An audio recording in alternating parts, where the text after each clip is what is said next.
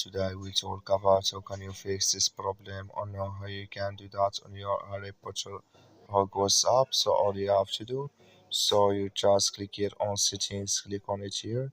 We just click on settings, it's going to show for you this like this here. Then you go down, just keep going down, click here on apps. Come to apps list, and here you're looking for Harry Potter Hogwarts app, or just click on search. Then here at Hogwarts, just click on it. So then it's going to take you to this list, click on for stop, click on OK. Then you go down, just click on storage, come to storage this here. Just click on clear cache, then all you have to do.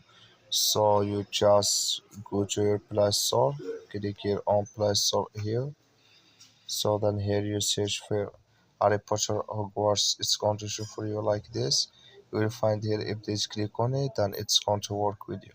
That's all you have to do. Thank you for watching. Don't forget to support us by liking and subscribe.